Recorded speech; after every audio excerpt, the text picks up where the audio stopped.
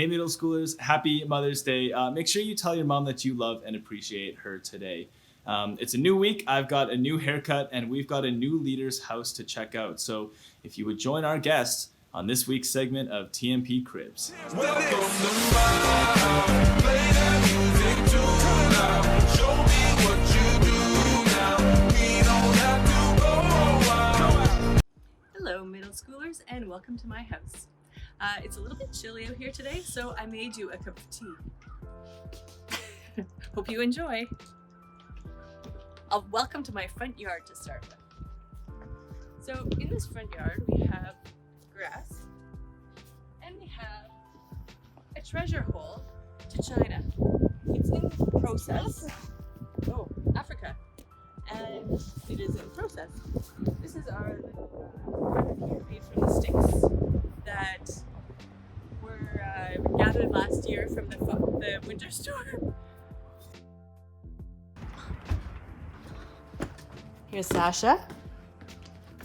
Sasha, say hi.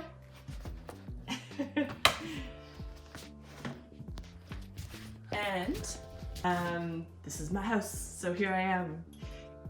Word of caution, it is not pretty, but I get distracted. Here's Ayla's paint area. Say hi. Hello. She likes to do paintings, especially watercolor is her favorite right now. And then here's my little bird, Sam. He also likes to draw. This is our living room / toy room / entertainment area / garden / piano. Yep. / storage couch. Yeah, storage couch. There's my knitting. And yeah, Lego, more Lego, and more Lego. So yeah, and more Lego. So that takes us through. Okay, away from the, what is that, a chicken? Here's our table with our afternoon snack laid out, because otherwise I'm feeding the kids constantly. Our kitchen, olive, log, why not, right? Chore list. Ayla's been working really hard at getting chores organized for us. So that's awesome, because she is way more organized than I am. And the hall is the remnants from my construction. Need to clean that up. And this is one of my favorite spaces. This is a loft area that we just put together. So you know how I said that the trees came down? One of those trees, oh, ignore the dirty windows, was this olive tree in the backyard. So it had to come down last fall. So I took it this spring and I made a chair, or it had a stairs for Sam to go up to a loft area that has a fold-out desk that's folded in right now, so it will fold out and be a nice big workspace for him. And it is very natural. He decided to go with a natural style, and he adds his own things as desired. He has a hammer and nails out there, so he's been working. So yeah, these stairs are pretty cool. They fold in. This is a hanging stick or handle if you need. So they fold in and they fold out to become staircase. So it's like an expandable staircase. So then we can go up top. He has a really good view out here because he can see, oh, there's his desk. You can see the whole backyard. So when there's rabbits running around or whatever, it's totally fun. At least I think it's fun. I've always wanted that. Oh, there's our fire pit. And our stroller. My parents are moving, so we're gathering stuff right now and trying to figure out what to do with it. So that's the pram that my mom used to take us in.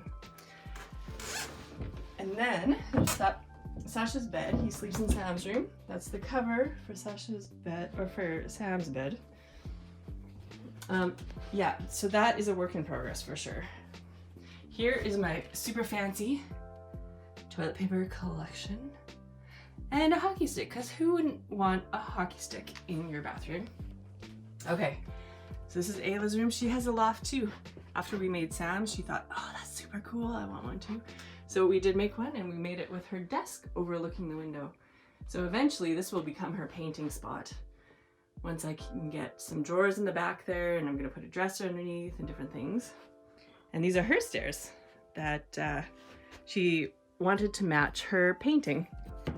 That is somewhere over here. That painting that we purchased a print of course. So yeah, that's our the inside of our house. I'm back outside here by the stick fort. There's Sam running around.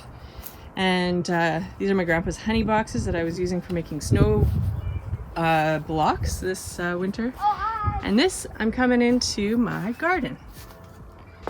So this is the garden that I have. It's very fun. I like it a lot. Here, this one grows really good beans up the fence, some pole beans. Here I have my strawberry patch. So yummy when they're super fresh. They're growing already. Oh, so exciting. And there's some weeds. Sam, I have an attacker from behind. And this is one of my favorite things. This is my neighbor's yard. See this? This is an apple tree. You know what he does? It just warms my heart that he is letting this one branch grow over the fence just for us so that we can pick apples. All right, so that was our place, and I hope you enjoy the rest of the morning. So coming up next, as per usual, is milkshake roulette. And I kind of felt bad for these last 4 weeks. I've been asking your leaders to make these gross milkshakes and to drink them. So I took it upon myself this week to give it a try myself. So here's milkshake roulette. Ew!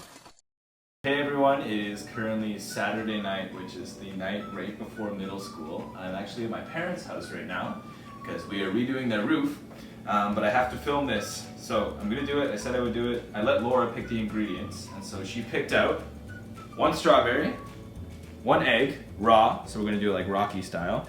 Ben & Jerry's coffee caramel fudge ice cream. I realize we're doing more ingredients than usual, but we're just gonna go with it.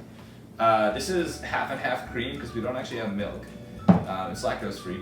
And we've got soy sauce. My parents use a lot of soy sauce, so they've got like the liter of soy sauce. Okay, let's put the ingredients in. I feel like we just do I'm just gonna do the strawberry whole. It's gonna be gross anyways. How many spoonfuls do I get? I don't know, like 1? Okay. Nice. Yeah, that's good. Looks like cookie dough. Okay. And then the egg. That makes sense. I feel like this is gonna curdle the milk. Like. It's gonna suck. I've never done raw egg before. Milk. Probably good. It's gonna be really thick. It is. Soy sauce. That's good, eh? Yeah, that's good. Okay, so we're over here now. Got the ingredients in the thing. We're gonna blend it. I've got the handheld option.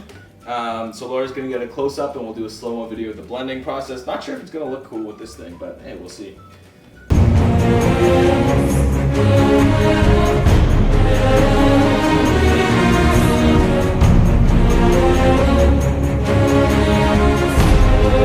Okay, we got the shake. Smells like sushi, which is just the soy sauce.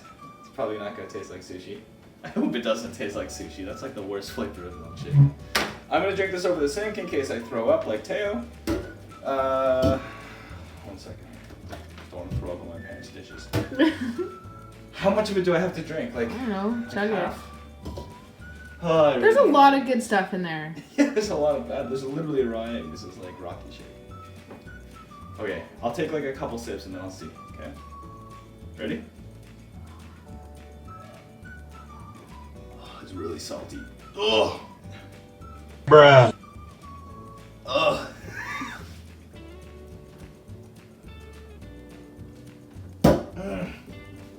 Okay, I think that's gonna do it for me. Thanks for watching this week's segment of Milkshake Roulette. Back to me. So to be honest, we're actually recording this before I've done the milkshake drinking. So I actually don't know how that went. I'm assuming it was gross. We're going to get into God in my life now. Just a reminder, this is a time where one of your leaders will share just a little bit about what God has been doing in their life during quarantine.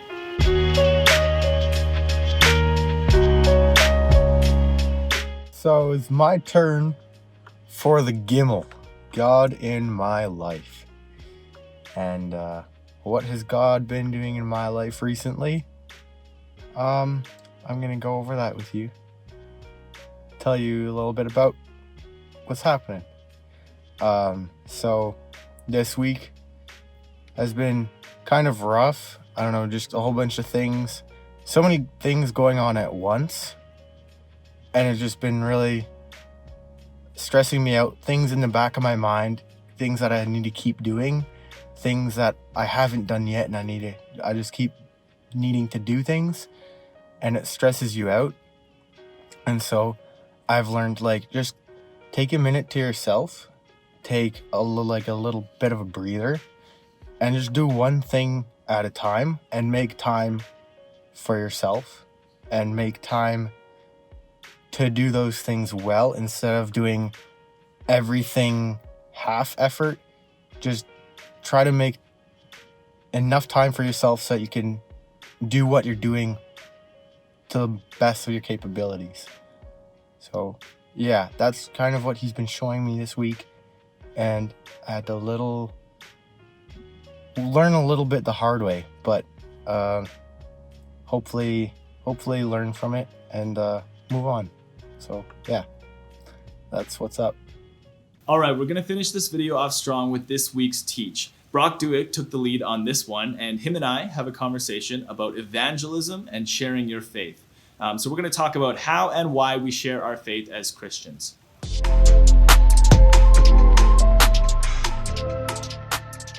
Alrighty, hello everyone. Hold your applauses. We know. It's good to be here as always. It's too bad we're not seeing you face to face in real life, but yeah, good to see you all here. So me and Ryan are going to be having a conversation about evangelism and sharing our faith.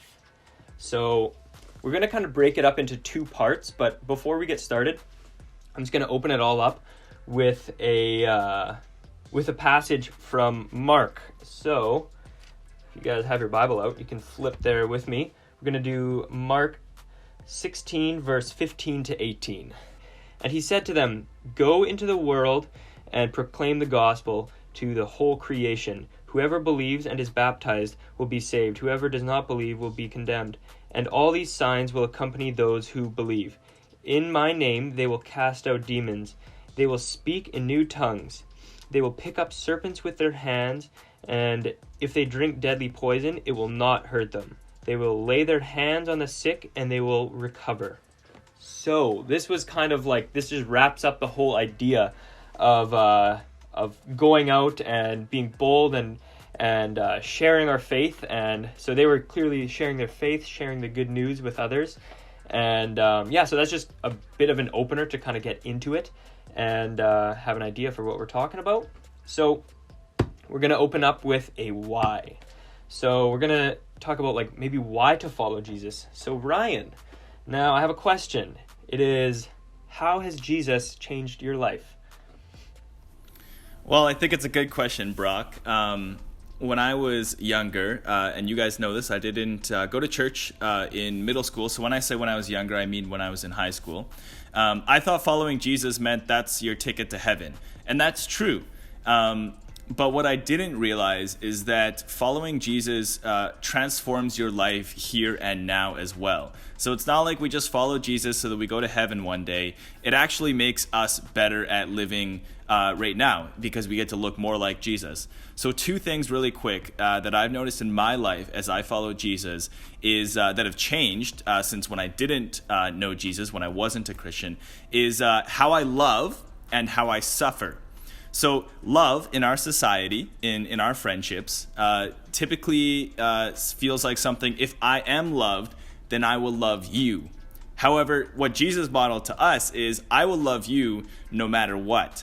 And so I've kind of adopted that characteristic into my life, and I'm not perfect, but I'm able now to love people Even if they don't love me back, or even if they're actually mean to me.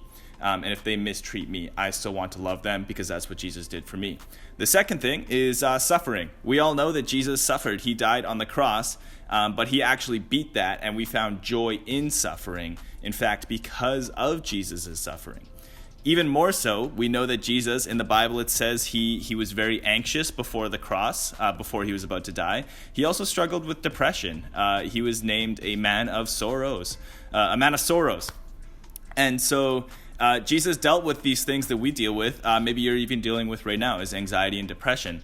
And I know that he found victory over those things, and he came out as this joyous king who overcame death. So how I love and how I suffer, those things have changed. I really like that. I like how it's like the love and suffer, because we can look at like the extent or like eternity and look towards that, but really we are living in the now, and Jesus came to us in the now. And so those two things were really good for like, just how we actually live in this life now, right? So and even so I'll give a quick example. Even for me, just kind of the why for me, I think one of many, and those are some great examples. He's just this like unchanging kind of a rock. So I find like in like the hard times, when I'm like emotionally drained and tired, and there's not all these people around me to support me and stuff, he's still there, and he's been like just solid and loved me through all that. So it's just, we kind of have to find our why. What has Jesus changed, and how has Jesus affected your life for the better? And there's so many different ways. So if you can find that personal way that he has, that's just all the more power to you, all the more reason to relate and share with others. So I got another quick verse for you in John 14 verse 6, and some of you guys might know it, so try to recite it as do the lip reading with me. Jesus said to him, "I am the way, the truth, and the life. No one comes to the Father except through me." So right there, he is the way, the truth, and the life. And the way and the truth and everything, it starts here on earth. So it's not just into eternities. We have to look at the whole journey of it. And so we have the why. We kind of have the why figured out. Now, I know some of you might be asking, I certainly am, so how do we share that? We have the why, but now how? So we're going to talk a little bit, again, got another question for you, Ryan. It is, who was influential in your walk, and why? Like, what made them influential for you? I want to talk about my very first youth leader. Again, this is back in high school. He was a young youth leader, and the biggest thing that he did for me, his name was Vjoy. He was from India, actually. The biggest thing he did for me was he actually just built a relationship with me. Every week, he would actually take me out for wings.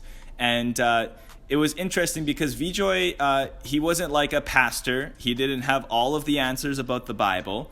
But what he did have is a relationship with Jesus, and he showed me that in how we talked. So these things like that I've talked about in how we love and in how we suffer, Vjoy had a relationship with Jesus, and that meant that he showed me genuine love, and I experienced that.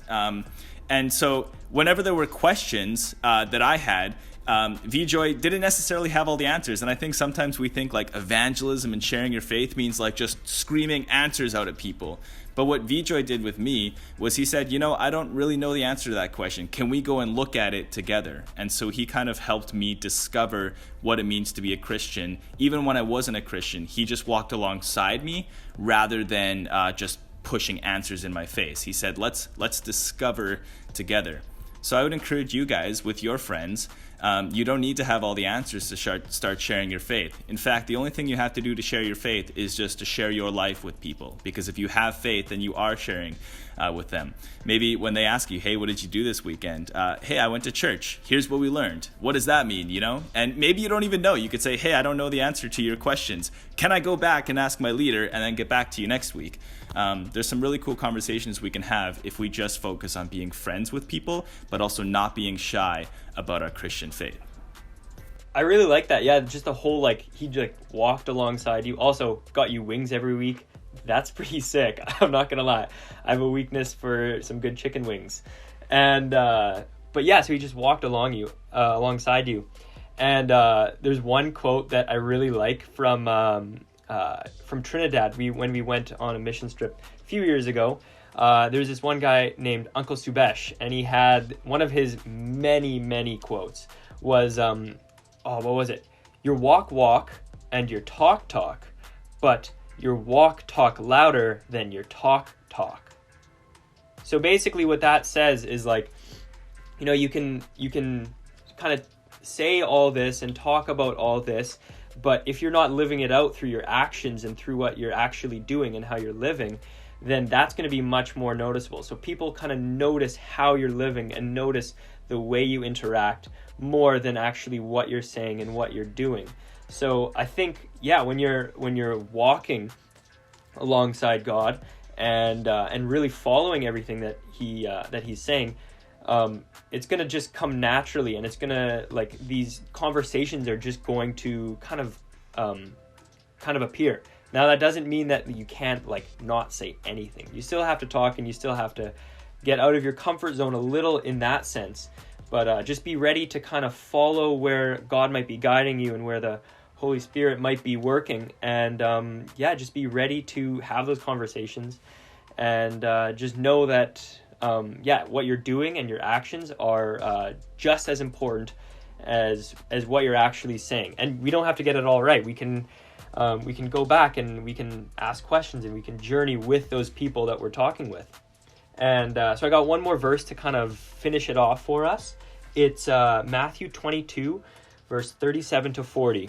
And he said to him, "You shall love the Lord your God with all your heart and with all your soul and with all your mind. This is the great and first commandment.